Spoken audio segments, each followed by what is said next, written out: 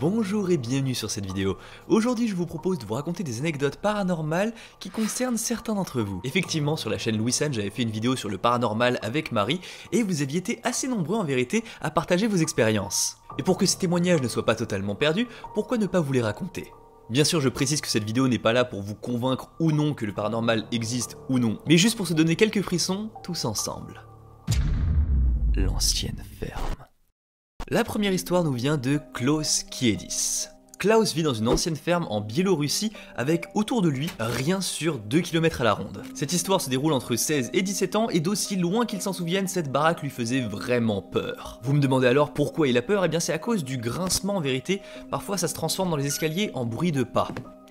Pas très rassurant. Pour la suite je vais directement lire les mots de Klaus. Un jour je faisais le ménage et d'un coup j'entends du bruit dans la cuisine.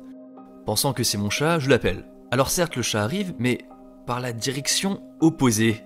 Dans la cuisine j'entends des bruits d'assiettes et dis à mon père de manger moins bruyamment, en rigolant. Je l'entends dans son bureau, au téléphone et à l'étage. Klaus commence un petit peu à douter de lui-même. Il se dit, j'ai vraiment bien entendu ce qui s'est passé dans la cuisine ? Ou alors c'est mon père qui me fait une farce ? Il ne sait pas. Je vais donc dans la cuisine prudemment et je trouve un plat en verre cassé en 3 morceaux dans l'évier. Les morceaux sont posés à plat, 3 morceaux distincts et 3 tiers quasi parfaits.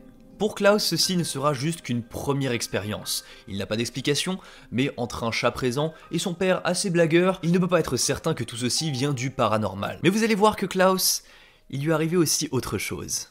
Ça c'était pour une autre fois, mais j'ai trouvé un verre d'eau posé sur le sol de ma salle de bain et un rideau de douche démonté. Encore une fois, je le dis, mais mon père est du genre blague pourrie et parfois assez flippante. Mais il n'était pas à la maison depuis 3 jours et ne rentrait que dans 2. J'étais seul, avec mon chat, et bien qu'il soit gros, je doute un peu que ça soit lui. Vous sentez quand même que la tension commence à monter, mais ce n'est pas terminé. Klaus va encore observer d'autres phénomènes différents, encore un peu bizarres. Attends, mais cette porte-là, mais je l'ai fermée, non ?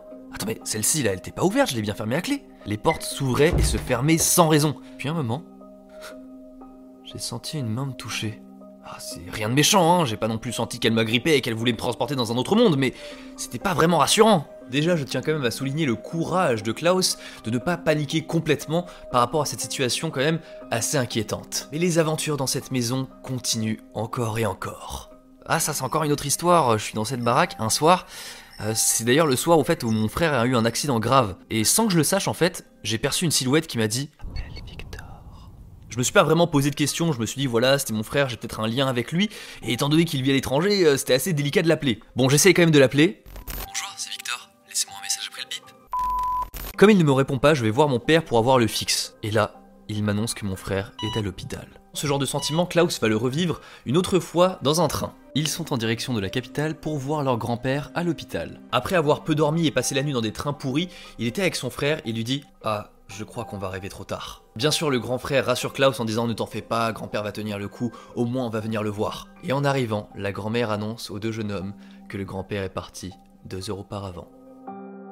Cette histoire je l'ai sélectionnée parce que non seulement c'est assez varié, et puis déjà on a un contexte, je veux dire une ferme en Biélorussie, je veux dire on est déjà dans un cadre de film d'horreur. En tout cas je trouvais ça intéressant qu'il ait plein d'expériences différentes, enfin voilà, anecdote suivante. Bébé endormi ? Cette fois-ci l'histoire se passe en une soirée, mais c'est assez intense. C'est un commentaire qui vient de Lily Tail, je vais vous le lire. J'étais avec mon cousin et on gardait ma nièce. On était dans le salon et ma nièce était dans les bras de mon cousin Arthur, c'était le soir. Un moment, j'entends un bruit dans la cuisine, je pars voir ce que c'est. Un verre cassé.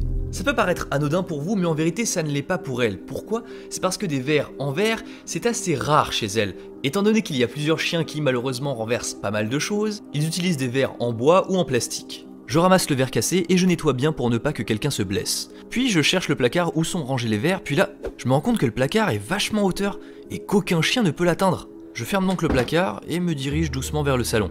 En arrivant dans le salon, là je vois Arthur sans ma nièce dans ses bras. Je lui demande « Où est Lucie ?» Il me répond « Bah on l'avait pas laissée dans sa chambre ?» Dans la panique je cours dans la chambre de Lucie, j'ouvre la porte et là j'entends Lucie crier comme si on l'avait frappée. Bien évidemment je la prends dans mes bras en la réconfortant, mais je trouvais ça bizarre qu'elle hurle et pleure d'un coup. Après l'avoir endormie, je vous avoue, je ne suis toujours pas remise de mes émotions. Et c'est là que Lily va avoir une très bonne idée. Elle va penser à vérifier les images capturées par le babyphone de son cousin. Elle remonte les images, doucement, lentement, jusqu'à arriver à 15h. À 15h, elle avait bien remarqué qu'elle avait posé sa nièce dans le berceau, puis jusqu'à 21h, soit au moment de l'incident, plus rien. À aucun moment, l'enfant n'est sorti de son berceau. Je comprends toujours pas cette histoire, elle attendait depuis 6 heures dans sa chambre alors que dans ma tête je la voyais encore, mais vraiment, dans les bras de mon cousin. Pourquoi le bébé criait et hurlait? Aucune explication. Séjour en Écosse. L'histoire suivante nous vient de Marie Tassel. L'histoire s'est déroulée en 2019 en Écosse. L'année dernière, j'ai fait un road trip avec mon conjoint en Écosse. Je rêvais de visiter un château hanté. On réserve une nuit dans un château reconnu comme l'un des plus hantés d'Écosse.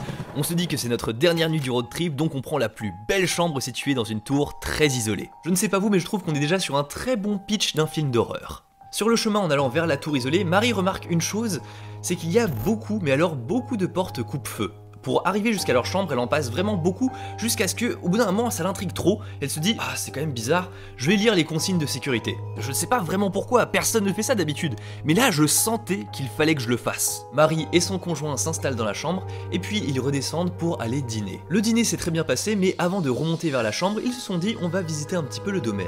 On visite un peu, une pièce, 2 pièces, 3 pièces, et puis là on rentre dans une pièce qui est complètement éteinte. On était au rez-de-chaussée, et tout était très sombre. La pièce est extrêmement sombre, mais il y a tout de même un faisceau lumineux qui parvient à éclairer très légèrement la pièce, parce qu'il y a une fenêtre avec un peu plus loin à l'extérieur un lampadaire. Dans l'encadré de la fenêtre, projeté par la lumière extérieure des lampadaires, une silhouette se dessine.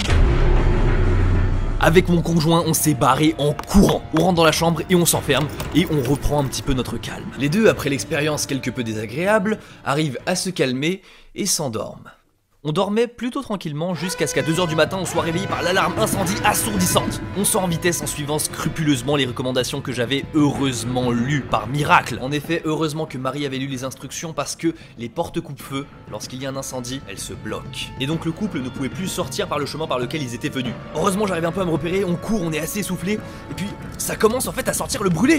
Mais heureusement, on sort sur le parking avec les autres guests. Nous étions 6 ce soir-là. Et en sortant, on aperçoit les flammes qui dévorent le flanc du château.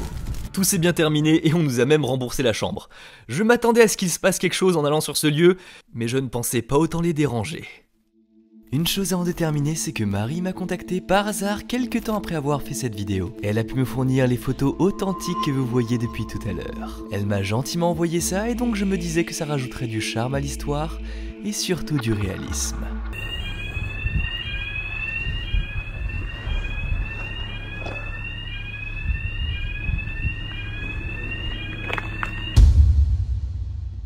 Bah écoutez, j'espère que ces anecdotes paranormales vous auront plu. Dites-moi si ce format vous plaît et que vous souhaiteriez avoir d'autres vidéos dans ce genre. Et puis bien sûr, si vous en avez, mettez vos histoires paranormales dans les commentaires. Sur ce, n'hésitez pas à lâcher un pouce bleu et à vous abonner, là c'est vraiment important. Je vous dis à la prochaine. Tchuss.